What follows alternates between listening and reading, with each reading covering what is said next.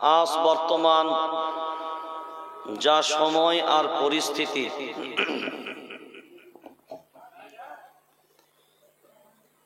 যে ভারতবর্ষ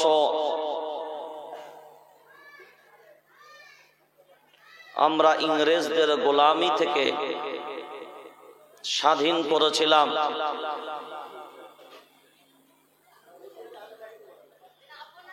যে স্বৈরাচারী ইংরেজদের অত্যাচারে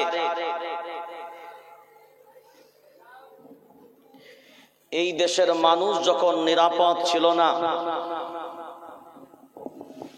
নিরাপত্তাহীনতায় ভুগছিল, তখনই আমার দেশের বীর যোদ্ধারা গান্ধীজির মতন মানুষ, বল্লভভাই প্যাটেলের মতন মানুষ, জওহরলাল নেহরুজির মতন মানুষ, মাওলানা আবুল কালাম আজাদ রহমতুল্লাহ আলাইহির মতন মানুষ, মাহমুদুল হাসান দেওবন্দি রহমতুল্লাহ আলাইহির মতন মানুষ, হুসাইন আহমদ মাদানী রহমতুল্লাহ আলাইহির মতন মানুষ, ভগৎ সিং এর মতন মানুষ, নেতাজি সুভাষ বসুর মতন মানুষ,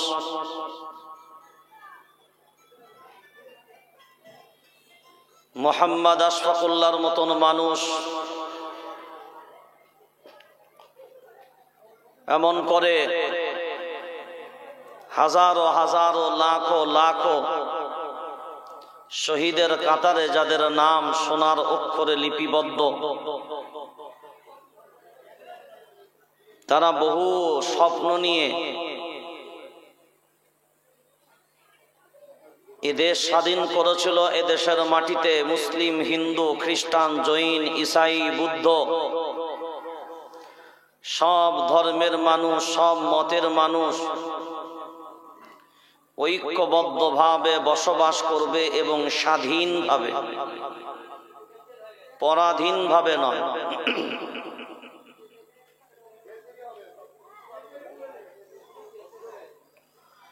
কিন্তু বড় আফসোস, বড় দুঃখ, বড় বেদনা আমাদের মাঝখানে, সারা ভারতবর্ষের মানে সারা দুনিয়ার মাটিতে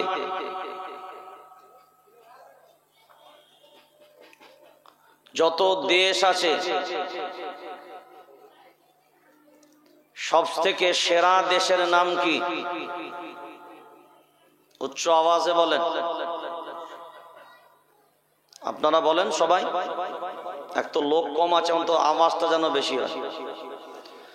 সারা দুনিয়ার সব থেকে সেরা দেশের নাম বলেন। চোখ বন্ধ করে বলবেন ভারতবর্ষ। চোখ বন্ধ করে বলবেন কি? ভারতবর্ষ। হ্যাঁ,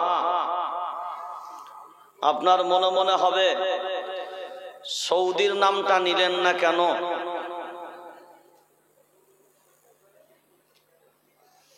সারা দুনিয়ার মানচিত্রে আমাদের কাছে আমরা বিচক্ষণতার সাথে সবকিছু মূল্যায়ন করে দেখেছি, আর বলতে আমাদের দ্বিধা নাই। কারণ এ দেশ তো আর প্রধানমন্ত্রীর দেশ না, এ দেশ স্বরাষ্ট্রমন্ত্রীর দেশ না, এ দেশ ভারতীয়দের দেশ। সবাই বলেন, কি বললাম? এ দেশ ভারতীয়দের দেশ। আজকে যিনি প্রধানমন্ত্রী আছে, কালকে তিনি থাকবে না। আজ যিনি স্বরাষ্ট্রমন্ত্রী, কাল তিনি থাকবে না। যে চেয়ারে এখন বসে আছেন শ্রী শ্রীধর দামোদর মোদী মহাশয়, ওই চেয়ারেই কিন্তু একদিন ইন্দিরা গান্ধী বসেছিলেন। আজ দুনিয়াতে নাই। ওই চেয়ারে কিন্তু এই শাসক দলেরই আরেকজন নেতা অটল বিহারী বাজপেয়ীজিও বসেছিলেন। আজকে তিনি নেই। এই চেয়ারে আমরা দেখেছি রাজীব গান্ধীর মতন মানুষ বসেছেন, আজকে তিনি নেই। গুজরালজির মতন মানুষ বসেছে, আজকে তিনি নেই। মনমোহন সিং এর মতন মানুষ বসেছে, আজকে দুনিয়াতে আছে কিন্তু ক্ষমতায় নেই। তাহলে চেয়ারটা আছে, ব্যক্তিগুলো নেই। দেশের পার্লামেন্ট দেশের প্রধানমন্ত্রীর নয়, দেশের পার্লামেন্ট দেশের শাসক দলের নয়, রাজ্যের রাইটাস নবান্ন শাসক দলের না। আজ যারা ক্ষমতায় আছে পরিচালনা তারা করবে, কাল যারা ক্ষমতায় আসবে পরিচালনা তারা করবে। যেমন আল্লাহর ঘর মসজিদ, আজকে মসজিদ কমিটি যারা আছে তাদের তত্ত্বাবধানে মসজিদ চলে, কালকে যদি মসজিদ কমিটি চেঞ্জ হয়ে যায় নতুন কমিটি আসবে, তার তত্ত্বাবধানে মসজিদ চলবে। এটাই দুনিয়ার দস্তুর এবং এটাই হলো সিস্টেম।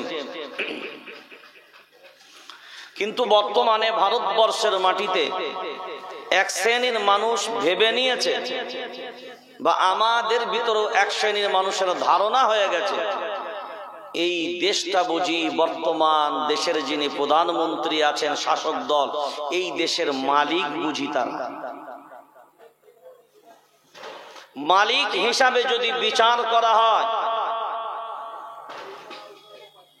তবে দ্ব্যর্থহীন কণ্ঠে বলতে পারি এই দেশের প্রকৃত মালিক যদি বিশ্লেষণ বিবেচনা করা হয়,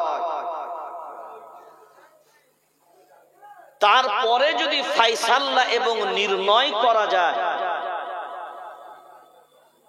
তাহলে এ দেশ হলো আমার বাপের দেশ। বলেন সবাই, এই দেশ হলো কার বাপের দেশ? জোরে বলেন, আমার বাপের দেশ। এই জন্যই বললাম এই দেশ আমার বাপের দেশ হবে, অন্যের বাপের হবে না। وَلَقَدْ عَلِمْتُمُ الَّذِينَ اعْتَدَوْا مِنكُمْ فِي السَّبْتِ فَقُلْنَا لَهُمْ كُونُوا قِرَدَةً خَاسِئِينَ। আল্লাহু আকবার বলেন, জোরে বলেন। বিশ্বের মাটিতে আমরা যারা ভারতবর্ষে পশ্চিমবঙ্গের মাটিতে আমরা বসবাস করি, সবাই আমরা কম বেশি জানি। বাংলায় যখন স্কুলে লেখাপড়া করেছিলাম, এখনো লেখাপড়া চলে। মিস্টার ডারউইন সাহেব তিনি বিবৃতি বক্তব্য দিলেন, মানুষ তৈরি বাঁদর থেকে। মিস্টার ডারউইন সাহেবের বিবৃতি হলো মানুষ তৈরি, জোরে বলেন, বাঁদর থেকে। অথচ আল্লাহর কোরআন, সূরার নাম সূরা নিসা, ৪র্থ নম্বর পারা, সাফা নাম্বার ১৬, যখন ইচ্ছা হলো, ইয়া আইয়ুহান নাসু ইত্তাকু রাব্বাকুমুল্লাযী খালাকাকুম মিন নাফসিন ওয়াহিদা وخلق منها زوجها وبث منهما رجالا كثيرا ونساء واتقوا الله الذي تساءلون به والأرحام। الله أكبر বলেন। কেউ যদি বলে এই কথা, না না এটা তো কোরআনের কথা, এই কোরআনের কথা যদি হয়, এর বয়স তো 1450 বছরের মতো। এই কথা এখন কি করে গ্রহণযোগ্য হবে? দুনিয়ার মানুষ তো 450 বছর, 1400 বছর, 1450 বছর না। তাহলে আপনাকে যেতে হবে কোরআনুল কারীম, সূরার নাম সূরা হুজুরাত, 26 নম্বর পারা, 16 নম্বর সাফা, যেখানে আল্লাহ ক্লিয়ার করে দিয়েছেন, ইয়া আইয়ুহান নাসু ইন্না খালাকনাকুম মিন যাকারিন ওয়া উনসা ওয়া জাআলনাকুম শুউবান ওয়া ক্বাবাইলা তাআরাফু। আল্লাহু আকবার বলেন, জোরে বলেন। আমি আল্লাহ সমগ্র পৃথিবীর মানব মণ্ডলীকে আমি আল্লাহ বানিয়েছি। কে বানিয়েছেন? জোরে বলেন, আল্লাহ। এর দলিলটা যদি আরো মজবুত ভাবে নিতে চান ব্যাখ্যাটা পরে নেবেন। তবে একবার সূরাতুন নাবা 30 নম্বর পারার 1 নম্বর সূরা, একেবারে প্রথম দিকে আল্লাহ ক্লিয়ার করে দিয়েছেন আরো ব্যাপক ভাবে। আলাম নাজআলিল আরদা মিহাদা ওয়াল জিবালা আওতাদা ওয়া খালাকনাকুম আজওয়াজা। আল্লাহু আকবার বলেন। ওয়া খালাকনাকুম আজওয়াজা। আল্লাহ নিজে ক্লিয়ার করে দিয়েছেন প্রত্যেকটা মাখলুককে আমি আল্লাহ জোড়া জোড়া বানিয়েছি। প্রত্যেকটা মাখলুককে আমি আল্লাহ জোড়া জোড়া বানিয়েছি। এই জোড়া জোড়া বানিয়েছে এইটা 1450 বছর আগে কোরআনে বলেছে, ঠিক কথাই, কিন্তু তার আগে মানুষ ছিল না, ছিল না রে ভাই, জোরে বলেন। মানুষ যদি তার পূর্বেও ছিল, এই ভারতবর্ষের অখণ্ড ভারতবর্ষ যখন ছিল, এই ভারতবর্ষের একটা খণ্ডের একটা টুকরের নাম হলো বর্তমানে শ্রীলঙ্কা।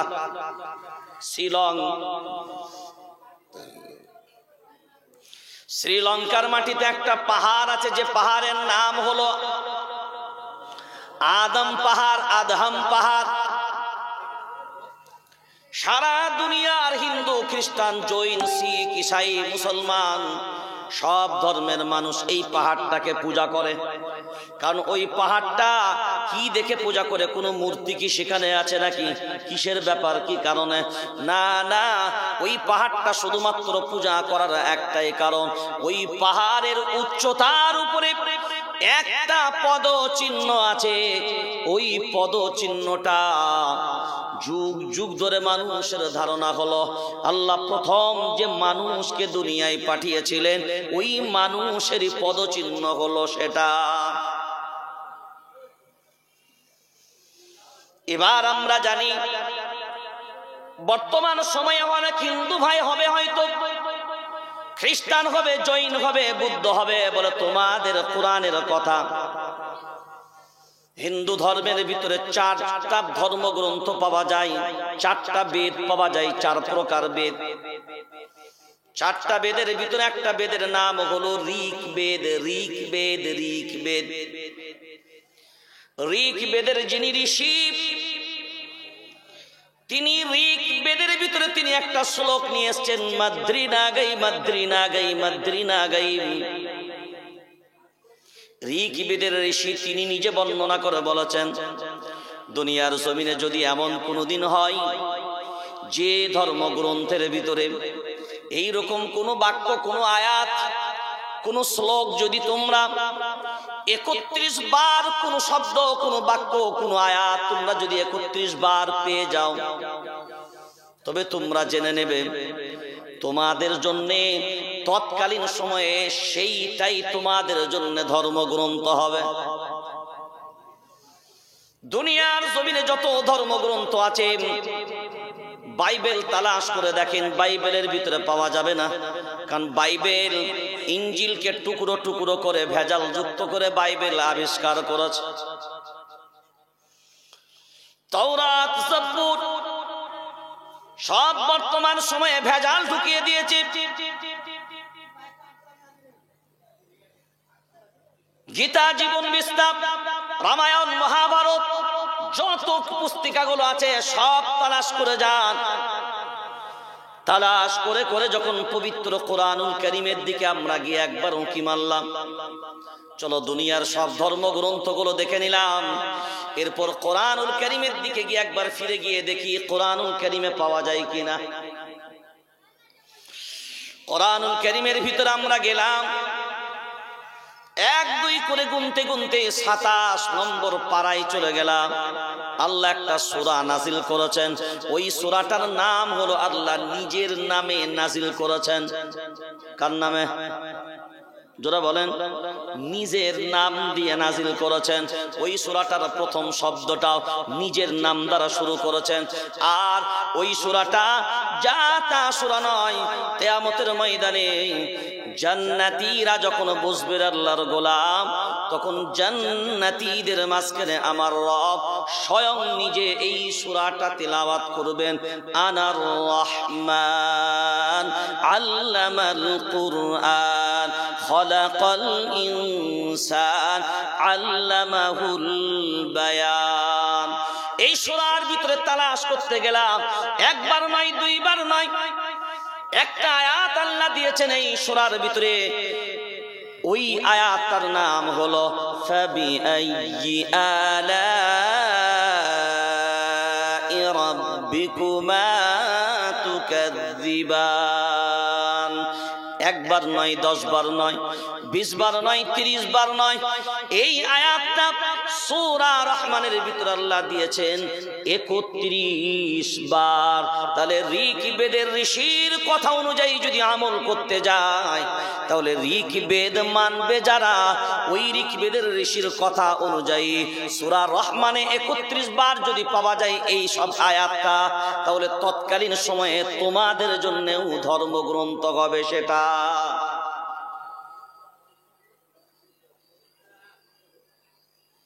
এখন এই জায়গাটাই যদি আমরা মূল্যায়ন করে ভাবি, নিজের নিজের বিচার, নিজের নিজের বিশ্লেষণ যদি করি,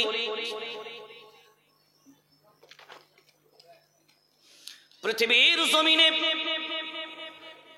যে মানুষটাকে আল্লাহ পাঠালেন, ওই মানুষটার নাম ছিল আদম। আর আমরা কোরআনুল কারীমে বিভিন্ন জায়গায় পাই ইয়া বানি আদম, ইয়া বানি আদম, ইয়া বানি আদম, হে আদমের সন্তানেরা, হে আদমের, যারা বলেন সন্তানেরা। সূরার নাম সূরা বানি ইসরাঈল, 15 নম্বর পারা, 8 নম্বর সাফার প্রথমেই আল্লাহ ক্লিয়ার করেছেন বিষয়টা। ওয়ালাকাদ কাররামনা বানি আদম। এই যে শেষ নবীর উম্মত যারা, তারা কারা? সবই হলো আদমের সন্তান। কার সন্তান? জোরে বলেন আদম আলাইহিস সালামের সন্তান। তাহলে আমরা যদি আদম আলাইহিস সালামের সন্তান হয়, এখন দুনিয়ার জমিনে প্রথম আল্লাহ কাকে পাঠিয়েছিলেন? জোরে বলেন। এবার আপনি বলবেন আল্লাহ পাঠিয়েছে, আল্লাহ তো আমাদের নয়। তা চলুন আল্লাহ আপনাদের কিনা সেটা প্রথমে একবার দেখে নিই। দুনিয়াতে দেখবেন হিন্দু মায়েরা, হিন্দু বোনেরা, হিন্দু ভাবিরা, হিন্দু মায়েরা, চাচিরা বিভিন্ন দুনিয়ার জমিনে নিচেই দেবদেবীকে পূজা করে, বিভিন্ন উৎসবে পূজা পাঠ করে। পূজা করার পরেও কিন্তু দেখবেন তারা এ কথা কিন্তু কেউই ভুলে না, উপরওয়ালা বলে একজন আছে। সুবহানাল্লাহ বলবেন না? এখন আমি আপনাদের যদি জিজ্ঞাসা করি উপরওয়ালা তাহলে কে? জোরে বলেন। উপরে কি দেশের প্রধানমন্ত্রী বসা, মুখ্যমন্ত্রী বসা, সুপ্রিম কোর্টের প্রধান জজ বসা? উপরে কে? উপরওয়ালা বলতে কে? হিন্দু ভাই যদি, হিন্দু ডক্টরও যদি হয়, অপারেশন থিয়েটার উটিতে যখন রোগীকে ঢুকায়, তিনি হিন্দু হওয়ার পরেও কিন্তু কর্তৃপক্ষের কাছে বলে উপরওয়ালাকে ডাকো। কাকে ডাকো? জোরে বলেন। উপরওয়ালাকে ডাকো। কেন বলে? কারণ তিনি ধর্মের দিক দিয়েও হিন্দু ধর্ম হলে উপরওয়ালাকে অবিশ্বাসের কোনো জায়গা নাই। এই জন্যই অবিশ্বাসের জায়গা নাই। নাস্তিক যদি না হয়, সূর্য ওঠে সূর্য ডোবে, চন্দ্র উদিত হয়, চন্দ্র আবার অস্ত চলে যায়। এই দুনিয়ার লীলা খেলা।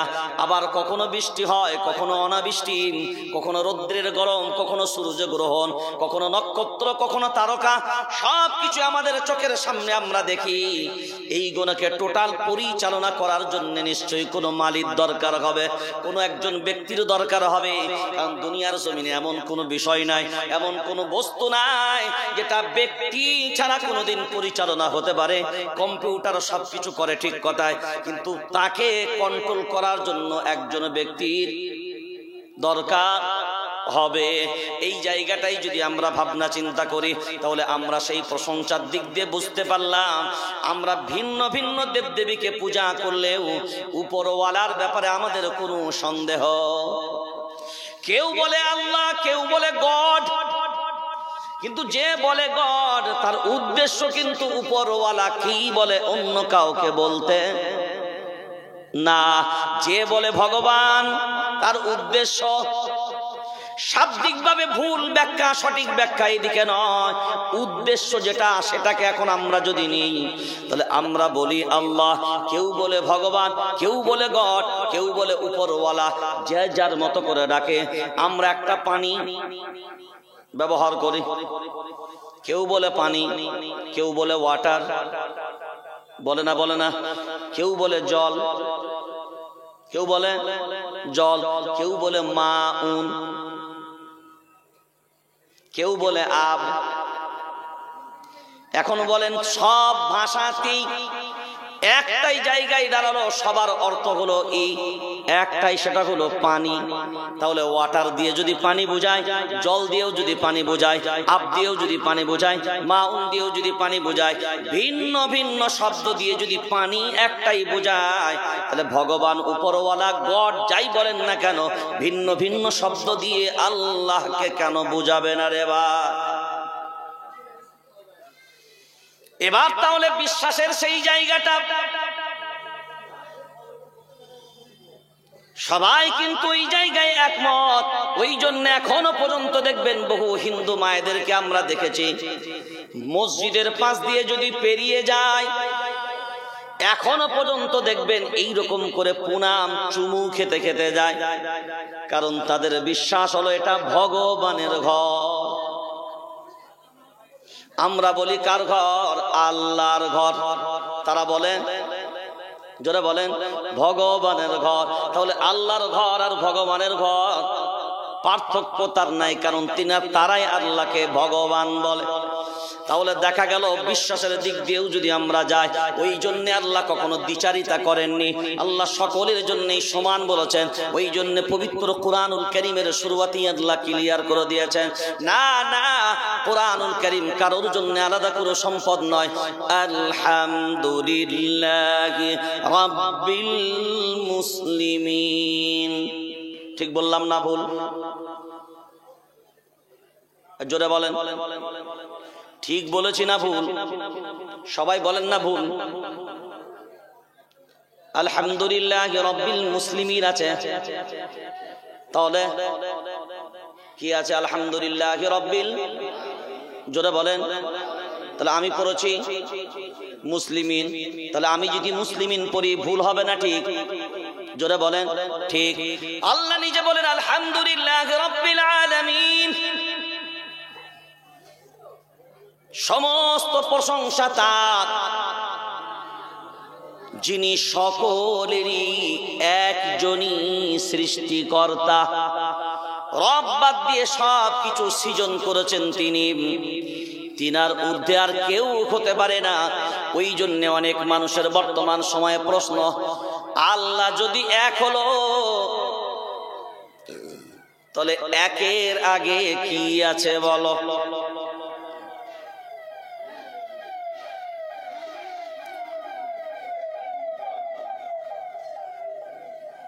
কি গো? আচ্ছা, একের আগে কি আছে বলো? হে মুসলমান, ভাবনা চিন্তা করে যদি দেখি, আপনাদের স্কুল কলেজে যে ছেলেটা নাম্বার 1 হবে, এখন বলেন যেটা নাম্বার 1 হবে ওর আগে কি আর কেউ নাম্বার 1 হতে পারে? জোরে বলেন। এখন যেটা রোল নাম্বার 1 হবে, এখন রোল নাম্বার তার 1। এখন কেউ যদি বুকামির মতন বুদ্ধির মতন প্রশ্ন করে, এর রোল নাম্বার যদি 1 হয়, 1-এর আগে রোল নাম্বার কার? যা হবে 1-এর পরে না 1-এর আগে? জোরে বলেন। 1-এর পরে, 1-এর পরে হবে 2, তারপরে 3। 1-এর আগে একটাই বসবে, ওর নাম জোরে বলেন, জোরে বলেন 0। 1-এর আগে যেটা বসবে 0। তাহলে 1-এর আগে কোনো সংখ্যা হতে পারে না। আমার আল্লাহ যে 1, তার আগে কোনো সংখ্যা বসতে পারে না। যা বসবে সেটা একমাত্র সব। জোরে বলেন 0 আর 0। এখন এই জায়গার জন্যই তো তিনি আল্লাহ, তিনি 1। ওই জন্য আল্লাহ নিজে বলেছেন কুল হুয়াল্লাহু আহাদ। এবার আপনি যদি বলেন না, কোরআন বলেছে তিনি 1, তাহলে এসেন আমরা বেদের দিক দিয়ে যদি যাই, সেখান থেকে আমরা পাই একাম বিরহামা, তিনি 1, দ্বিতীয় কেউ। জোরে বলেন না। আমরা ঈমানওয়ালা, যে কালিমার দাবি আমরা করি আল্লাহর গোলাম, কোরআনুল কারীম যেমন ঘোষণা দিয়েছে, আমরা যেমন বলি কালিমা তুমি পড়ে নাও, ঈমান তুমি এনে নাও। কালিমা যদি পড়ে নাও, মুসলমান তুমি হয়ে যাবে আল্লাহর গোলাম। বেদ সেই কথাই বলেছে, লা ইলাহা ইল্লাল্লাহ হরনে পাপন। যে ব্যক্তি জীবনে একবার কালিমা পড়ে নেবে, তার পাপ রাশি মোচন হয়ে যাবে। ওই কথাটাই আল্লাহ কুরআনুল কারীম সূরার নাম সূরা ফুরকান 19 নম্বর পারা 5 নম্বর সাফায় আল্লাহ ক্লিয়ার করে বলে দিয়েছেন, ইল্লা মান তাবা ওয়া আমানা ওয়া আমিলা আমালান সালিহা ফাউলাইকা ইউবাদদিলুল্লাহু সাইয়্যাতিহিম হাসানাত। আল্লাহু আকবার বলেন। আল্লাহ নিজে বলেন, শুনে রেখে দাও, যে ব্যক্তি তওবা করে নিবে, ঈমান এনে ফেলবে, নেক আমল শুরু করে দেবে, আমি আল্লাহ জানিয়ে রাখলাম তার বিগত জীবনের সব গুনাহগুলোকে আমি আল্লাহ নেকি দ্বারা কনভার্ট করে দিই। তাহলে বেদের কথা হলো লা ইলাহা ইল্লাল্লাহ হরনে পাপন। লা ইলাহা ইল্লাল্লাহ পড়ে নাও, জীবনের পাপ রাশি মোচন করে নাও।